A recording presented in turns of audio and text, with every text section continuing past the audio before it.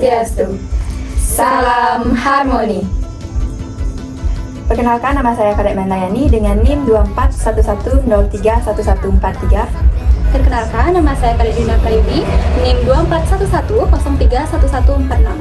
Perkenalkan, nama saya Made Anggun Pratnya Paramita dengan NIM 2411031148. Perkenalkan, nama saya Nyomanita Nabi Absari dengan NIM 2411031144. Jadi, di sini kami akan melakukan eksperimen yang pertama, yaitu hasil fotosintesis yang menghasilkan oksigen. Adapun alat dan bahan yang diperlukan, yakni yang pertama ada sendok teh, kemudian ada 2 botol yang sudah terisi dengan air, Kemudian ada daun singkong. Dan juga ada baking soda. Baik, lanjut saja ke proses pembuatannya. Adapun langkah-langkah pembuatannya, maka dari itu, yuk simak videonya sampai akhir ya. Yang pertama, buka tutup botolnya terlebih dahulu. Kemudian, Setelah itu, tambahkan 2 sendok baking soda.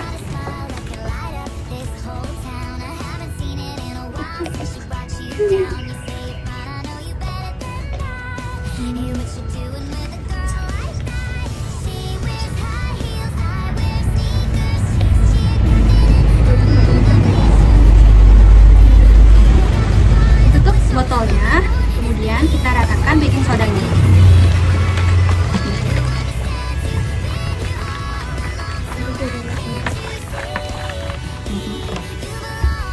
Kemudian, sekarang kita masukkan daun singkongnya.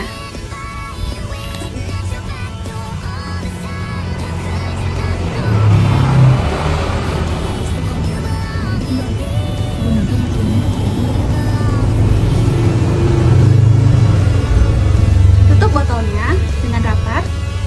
Kemudian, setelah selesai, letakkan botol di bawah sinar matahari dengan posisi yang terbalik. Selama 30 menit ya. Baik, di sini kami akan melakukan eksperimen cara yang kedua. Yang pertama, kita buka tutup botolnya terlebih dahulu. Yang kedua, masukkan daun singkong ke dalam botol yang sudah diisi air.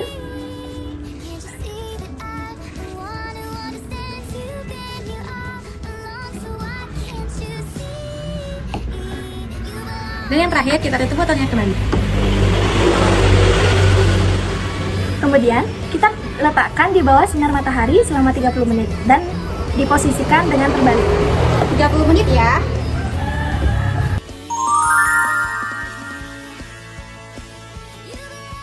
Meanwhile, a few moments later. Baking soda atau natrium bikarbonat adalah zat yang bersifat basah.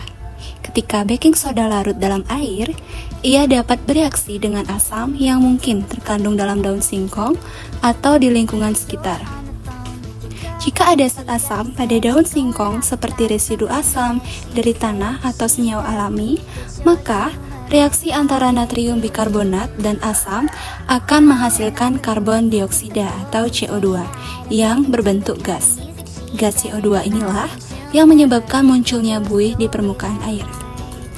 Proses fotosintesis atau pelepasan gas dari daun singkong yang dibiarkan di bawah sinar matahari juga bisa mengalami pelepasan gas dari sisa proses biokimia alami, dan termasuk pelepasan oksigen atau O2 serta gas lainnya.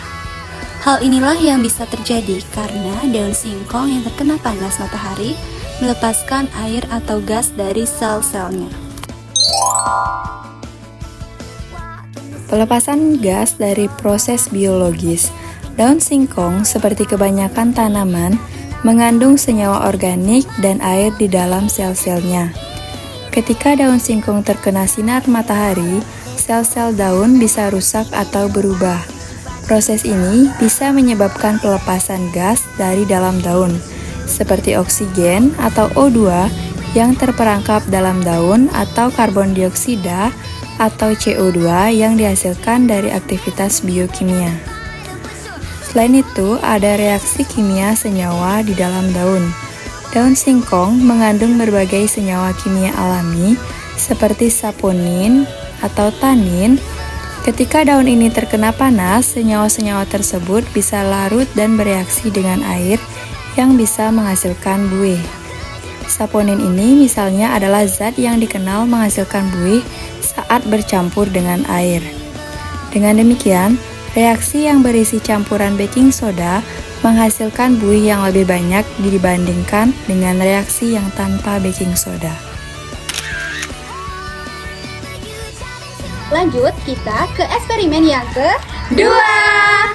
Jadi, eksperimen yang kedua ini kita akan menghasilkan fotosintesis di mana nantinya akan ada reaksi gelap dan juga reaksi terang, yaitu dengan membuktikan dengan menggunakan biji kacang hijau dan juga bahan-bahan yang diperlukan lainnya. Kemudian, adapun alat dan bahan yang diperlukan yaitu yang pertama ada 2 botol plastik yang sudah dipotong setengah seperti ini. Kemudian yang kedua, siapkan kapas secukupnya. Yang ketiga ada air dan biji kacang hijau. Dan yang terakhir ada sendok teh dan juga kardus. Kalian penasaran? Yuk simak videonya sampai akhir ya. Check it out! Jadi sekarang kita lanjut ke cara pembuatannya ya teman-teman.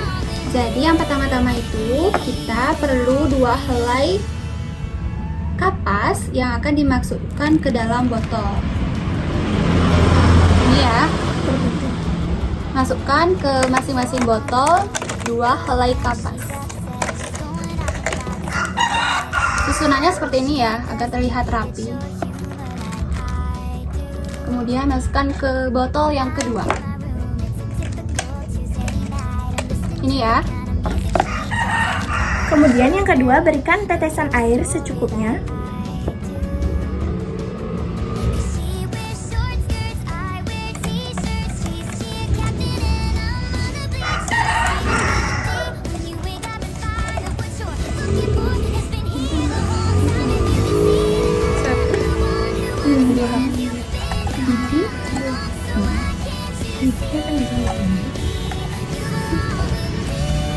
Udah.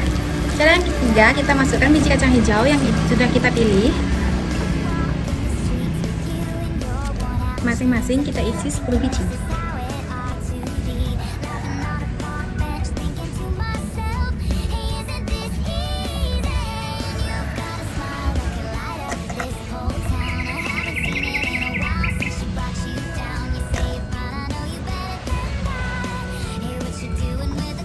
Kemudian setelah semua selesai dan ada 2, yang satu kita letakkan di bawah sinar matahari dan yang satu kita masukkan di dalam kardus.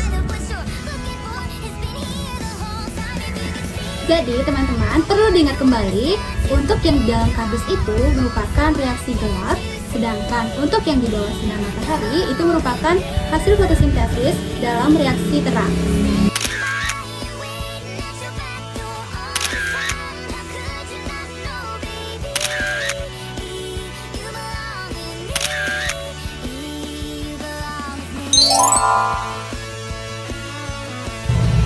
Dari hasil pengamatan, dapat disimpulkan bahwa cahaya sangat penting bagi pertumbuhan dan perkembangan tumbuhan kecambah. Kecambah yang mendapatkan cahaya cukup menunjukkan pertumbuhan yang lebih sehat dan kuat. Sementara kecambah yang tidak terpapar cahaya mengalami keterlambatan pertumbuhan dan perubahan warna. Hal ini menunjukkan pentingnya cahaya sebagai faktor utama dalam proses fotosintesis dan pertumbuhan. Jadi sekian dari video kami dan kami akhiri dengan Parama Santi. Om Santi Santi Santi Om. Salam harmoni.